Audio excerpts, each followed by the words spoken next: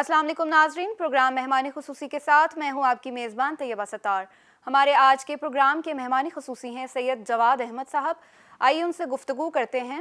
السلام علیکم سر۔ جی وعلیکم السلام۔ سر یہ بتائیے گا کہ پروگرام جو آپ نے شروع کیا ہے محبت کا سفر، اس کا آئیڈیا آپ کو کیسے آیا؟ طیبہ دیکھیے، یہ پاکستان ہمارا ملک ہے،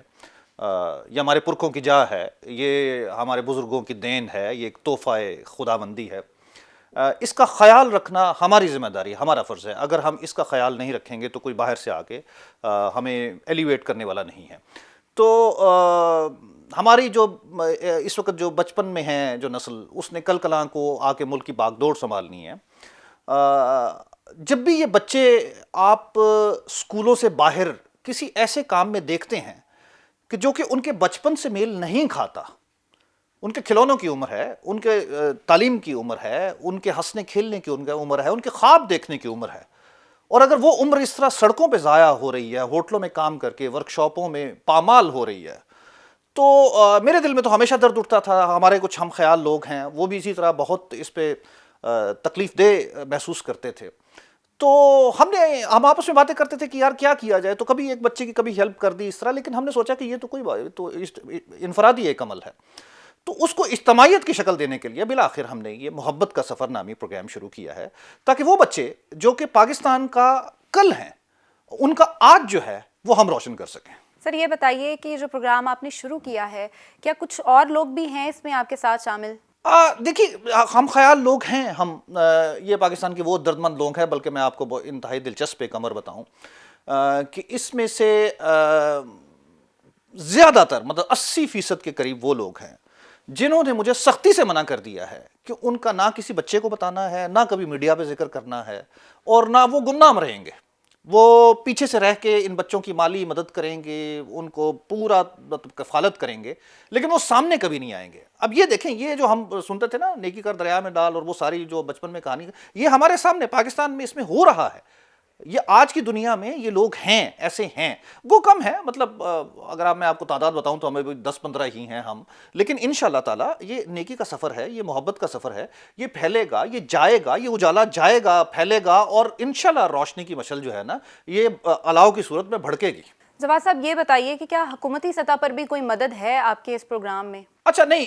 حکومتی مطلب دیکھیے، حکومت کی اگر یہاں تک پہنچے ہی کیوں وہ بچے اسکول میں کیوں نہیں ہیں، یہ تو بنیادی طور پر تو یہ حکومتی توجہ کا مستحق ہے نا۔ ہم حکومت کو توجہ دینی چاہیے کہ ان کے بچے ہیں، وہ ماں کا کردار ہے ایک ریاست کا، تو اس ماں کے بچے جو ہیں وہ روڈوں پر ہیں، وہ تعلیم نہیں حاصل کر رہے، تو حکومت کو دیکھنا چاہیے تھا، لیکن حکومت نے عدم توجہی کا ثبوت دیا ہے، اور نہیں تھے وہ، تو ہم نے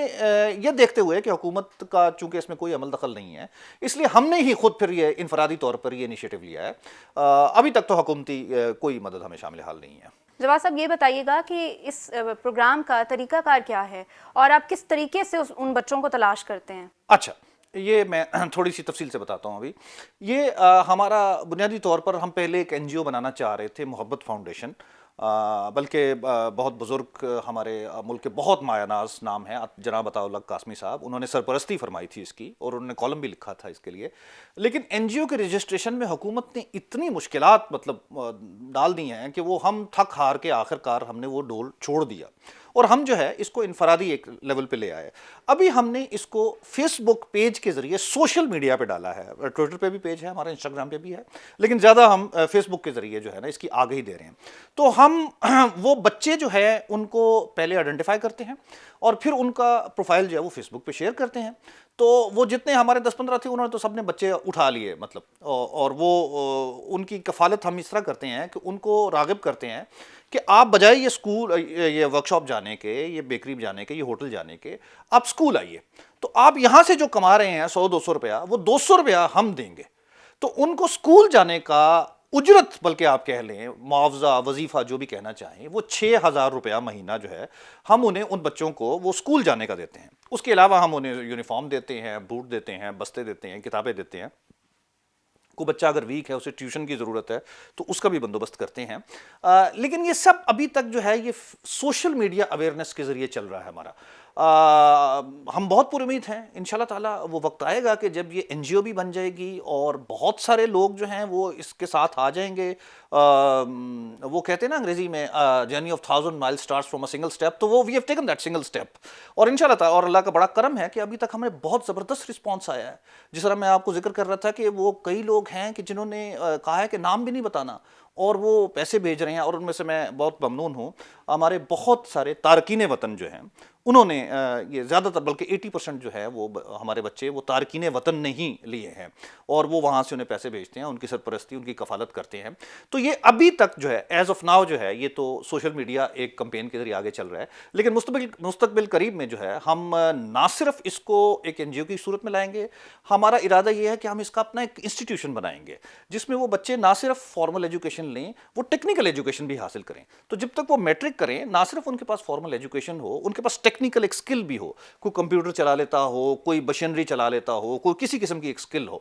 تو وہ ایک میٹرک وتھ اسکل جب کر کے ایک دنیا میں آئیں گے تو آگے بھی ہم انہیں کیریئر کاؤنسلنگ کے لیے ہم حاضر ہوں گے, بلکہ ہم کفالت بھی کریں گے جو کہ وہاں تک جا کے بھی اگر دراصل میں اپنے ناظرین کو یہ بتانا چاہتا ہوں کہ ہم اندازہ نہیں کر سکتے کہ غربت کی کس چکی میں پس رہے ہیں یہ بچے. ان کے پاؤں میں جوتے نہیں ہوتے ہیں, یہ سردی گرمی ایک ہی کپڑوں میں بسر کرتے ہیں. ان کو یونیفارم کا جو لے کے دیا جاتا ہے وہ بیچارہ بس اسی کو دھو دھو کے پہنتے ہیں. ان کے کبھی آپ گھروں میں جا کے دیکھیں, مطلب وہ اسرت جو ہے وہ اور ملال وہ بینڈ ڈال رہی ہوتی ہے. ہم لوگ اللہ نہ کرے کبھی اس حالت میں گزریں, لیکن اس کا کچھ درد محسوس اگر کر سکتے ہیں, اور بہت درد مند لوگ ہیں اس ملک میں, مجھے بہت خوشی ہے یہ کہتے ہوئے,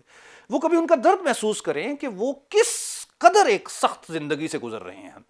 تو اس میں جب یہ انشاءاللہ تعالیٰ ہوگا, جب وہ فارمل ایجوکیشن اور ٹیکنیکل ایجوکیشن لے کے ایک میٹرک کر لیں گے, تو پھر اس کے بعد ہم ان کو صحیح طریقے سے گائیڈ کر سکیں گے کہ اچھا آپ میں اسپارک ہے, آپ 90% سے اوپر نمبر لے رہے ہیں, تو آپ جو ہے انجینئرنگ کی طرف جائیں, آپ ڈاکٹری کی طرف جائیں.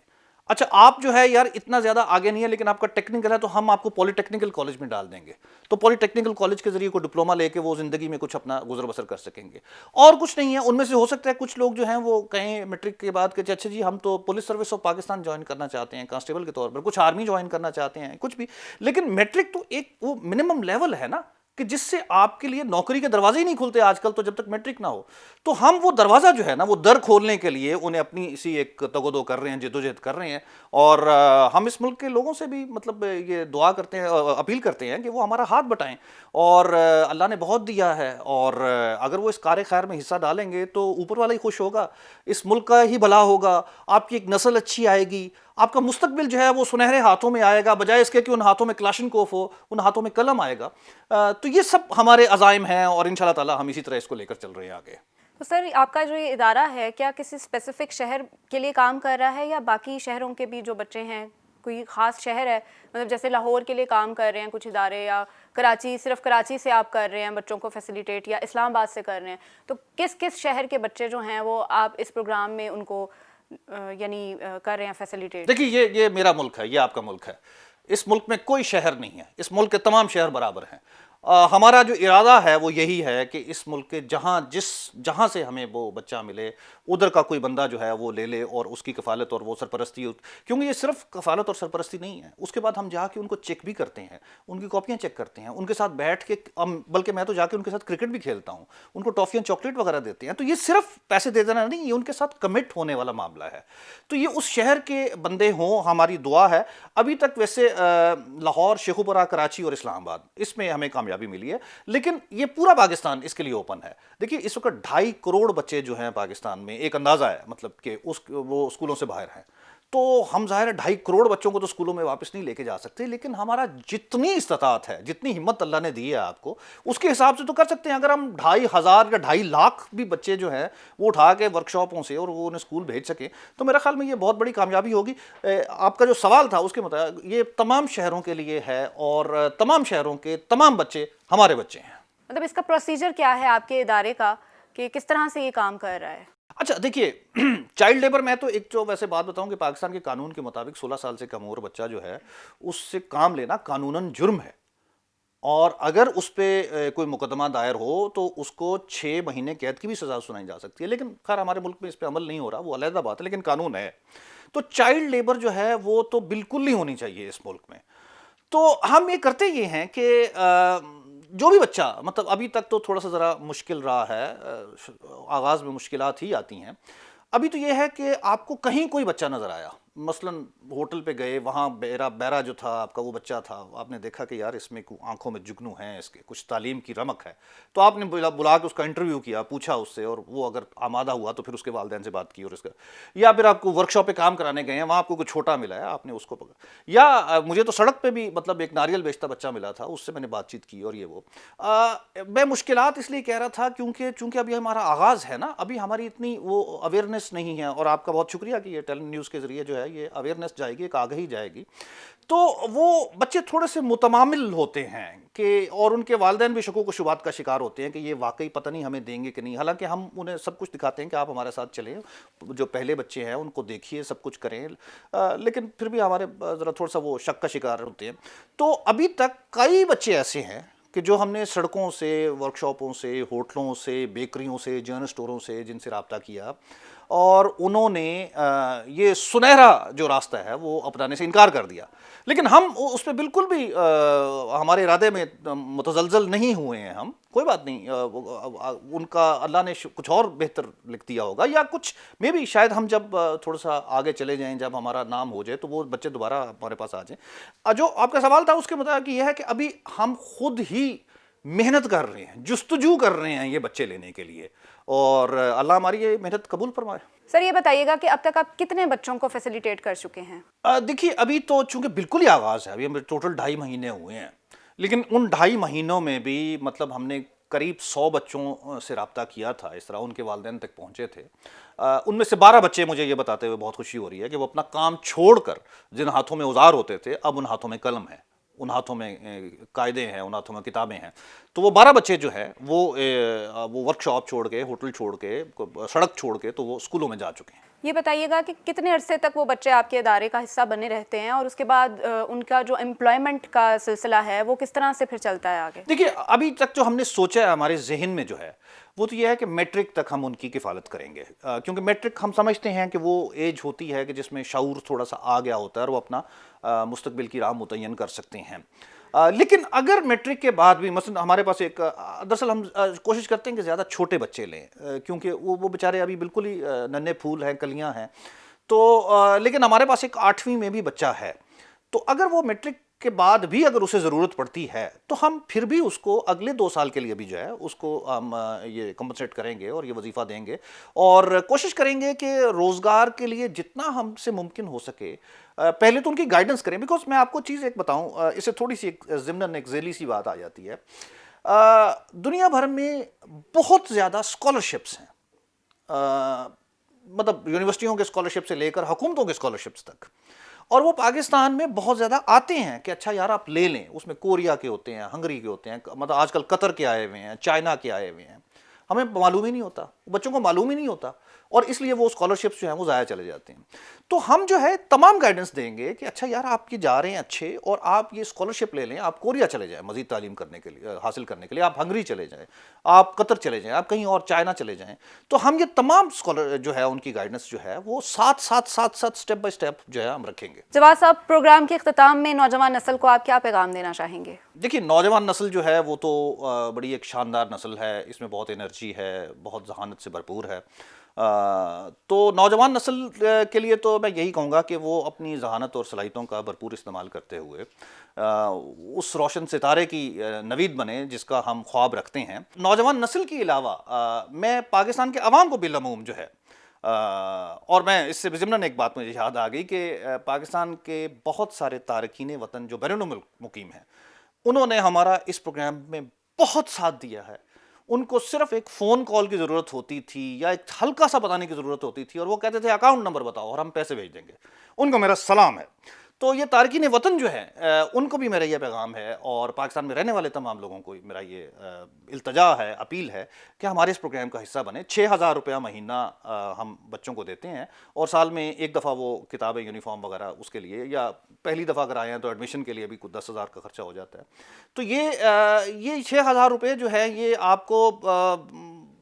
مطلب مجھے بڑی بات کہنی تو نہیں چاہیے، لیکن مجھے یقین ہے کہ یہ اللہ کے قرب کا ایک ذریعہ بنیں گے۔ یہ ہمارے نبی نے، اگر آپ کو یاد ہو تو جب وہ معاہدہ ہوا تھا جنگی قیدیوں کا، تو انہوں نے کہا تھا کہ ایک قیدی ایک بچے کو پڑھایا کرے گا۔ تو یہ پڑھائی تو اتنی اہم چیز ہے، قرآن کا پہلا لفظ اقرا ہے۔ تو پاکستان کے عوام کو میں یہی کہوں گا کہ آپ اس پروگرام کا حصہ بنیں اور ان بچوں کی کفالت کریں۔ میں یہی کہنا چاہوں گا کہ وہ اس شعر کو ذہن میں رکھیں کہ کرو مہربانی تم اہل زمین پر، خدا مہربان ہوگا عرش بری پر۔ جواد صاحب، پروگرام میں تشریف آوری کا بے حد شکریہ۔ جی ناظرین، ہمارے ساتھ موجود تھے سید جواد احمد صاحب۔ ہمیں ایسے لوگوں کے کام میں بڑھ چڑھ کر حصہ لینا چاہیے، اور اپنی سوسائٹی میں بھی موجود ایسے بچوں پر